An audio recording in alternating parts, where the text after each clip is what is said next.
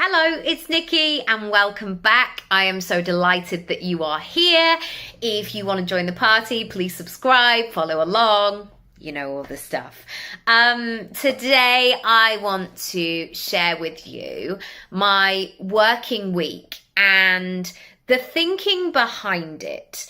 And even though I've shared about a 25-hour week, but being able to operate a 24/7 business, it's kind of irrelevant in terms of the hours because there have been times in my life where I've worked a lot more and equally when I've worked a lot less. But I'm kind of using an average of 5 hours per day, Monday to Friday, just because it's a lovely square number and we can all get behind it.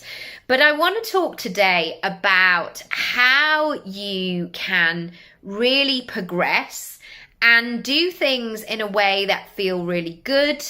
And let me just tell you a little bit about my business to begin with, because I think that might be useful. So within my business, I do lots of different things. So I'm an actor, I do some writing, I do some speaking, I do some content creating, I do some personal branding, I do some affiliates, I do workshops. Have I missed anything out? Probably.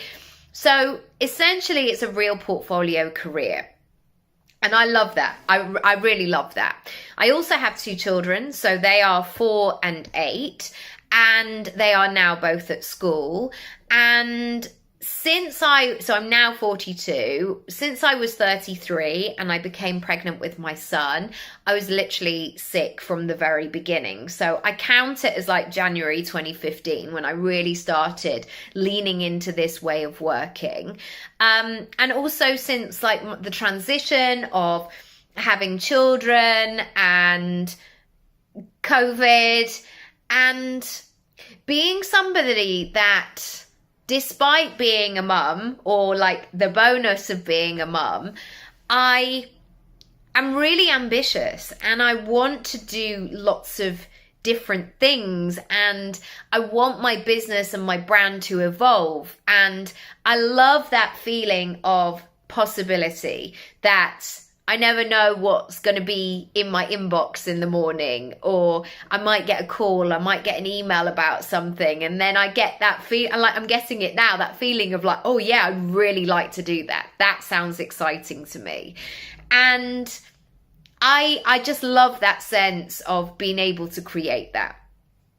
So when I'm thinking about my working week and planning it, one thing that I've often struggled with is doing certain things on certain days and having a schedule in that way, because certainly until my kids went to school, and I think maybe even if you have kids, even if you say, I'm always going to do this one thing on a Monday morning, like it might not happen. They might have a school assembly, you might have a doctor's appointment, you need to take your mum somewhere. Like, life, I think, is less rigid than ever before. I think there's so many moving parts and spinning plates.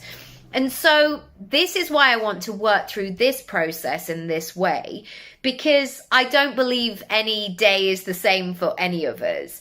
And I think when we try to really stick to the plan and be rigid, I think that makes us feel like we're not enough or we're not doing the things. And it can just be really frustrating and actually hold us back rather than moving us forward. So this is what I do. The first thing of my day, and sometimes I do it if I'm awake before the kids, but sometimes I do it this first thing when I sit down at my desk. So I often am on the school run in the morning, drop the kids, come back, always make a massive cup of tea and sit down. The first thing I do is I'm really intentional and I name the day. So I get really clear on what this day is about. So if this is a day where I know I am essentially free from now until pickup, so if I've got like a good 5 or 6 hours, so that is very different from me having 4 coaching clients, for example, and a self-tape that I need to do, and a full inbox that I need to get back to and work through. So really understanding what the day is, what your capacity is, how you're feeling is so, so important. Because what might happen sometimes is you write the to-do list for the wrong day. So you might be in a state where, and I've had this, you know, when my kids were tiny, I would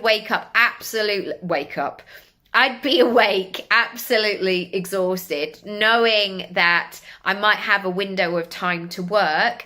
And then I'd have that sense of, right, I've written my to-do list, and it was too much to work through.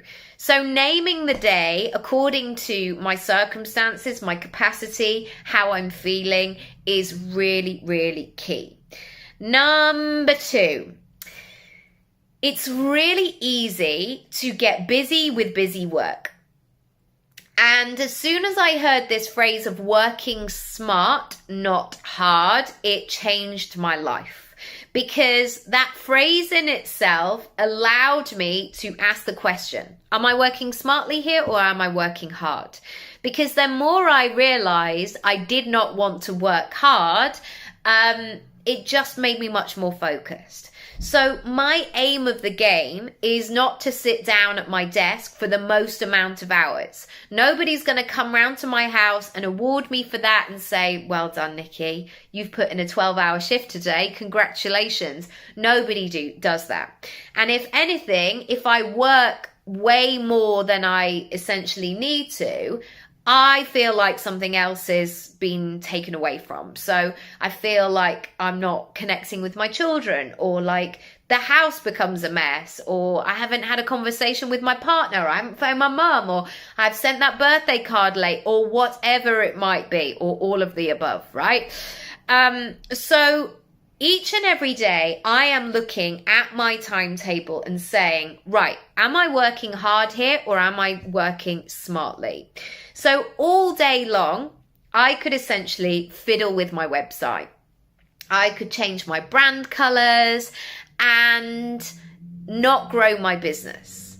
And so when I think about this, it's essentially like you've got a garden outside. So you could spend all day kind of cleaning up some leaves and like making things look pretty and making decisions about stuff. But essentially what you need to do in order for that garden to grow is to plant the seeds. Because once you spend time on focusing on planting the seeds, they will then grow and grow your business / your garden. And I think sometimes the temptation is to do the easy things. Do the like, oh, I'm just going to like move these leaves, or I might rearrange things. And actually, if I am committed to running my business in this way, I have to plant the seeds each and every day, because otherwise it doesn't grow and I just end up working hard and not getting the results that I want. Number 3. I'm really clear about what my flavor is. So even though I have different roles within my business, I am very clear about who I am. And that took me a long time to get to that place, because I think for so many of us, we bend and flex and we're like, we can be whoever you want me to be. And actually, if you lean into your flavor, your way of doing things, in a way that feels really great, that's when more opportunities will come to you, rather than you trying to do all of the things. It's like with athletes. I mean, there are the heptathlons, of course, where they just can do all of these events. But Linford Christie, for example, this is showing my age, isn't it? He's like, I'm a sprinter. You don't need me to be a pole vaulter over there. I don't know if he can pole vault. Great if he can. But he was like, I'm just going to be a sprinter. And I'm really, really good at that. And I think in order to really build things, the more you can be yourself, rather than blending in the whole time, it's just going to serve you so well. And it just makes everything easier. So going back into that ease and flow, working smartly, not hard, it's going to be great. Number 4. I am always working on ways daily that I can create the know, like, and trust factor. So I do that through my content, through my website, through speaking to people, through networking events, through meetings, going out and socializing with people, whatever it might be. I'm always looking at those ways where people can get to know me. And that is the way that you're going to attract work and clients, by creating those relationships with people. And I also am considering, how can that know, like, and trust factor happen without me being in the room? And that has been really key for me, because I don't want to be out every night. I don't want to be doing all the things, but I do love my YouTube channel, for example, my Instagram, my newsletter list, that I can create something, and not only does it go out to more than one person, but I don't know who's watching it and when they're watching it, and that is a really great thing as well. And number 5, I give people a call to action. And I think this is very important to get used to. Asking for the sale, pointing people to the next steps. Buy here, click here, do this next, join this. Because if you don't, people just have that very sort of lukewarm response of like, yeah, that was nice. And yeah, that was nice does not grow your business. In fact, I don't want people just to say, that was nice. I want somebody to come to one of my talks and go, okay, so I now know what to do. I want them to be shifted in energy, in purpose, in focus, in confidence, in whatever it might be. And so often I see this, like, if you fancy this sort of very casual language, people like being able to make the next decision. So help them and support them to make that decision. Because so many of us all the time are completely overwhelmed. And so if you can support somebody with something, absolutely do that. If you want to grow your business in a short amount of time, please come over and let's have a conversation. That is the best thing to do. I'd love to find out more about you, what you want to grow, how I can help you, the gaps that you've got, what's missing, and then we can get the party started, essentially. Yeah, let's chat further, and do follow along, and I'll see you next time. Bye.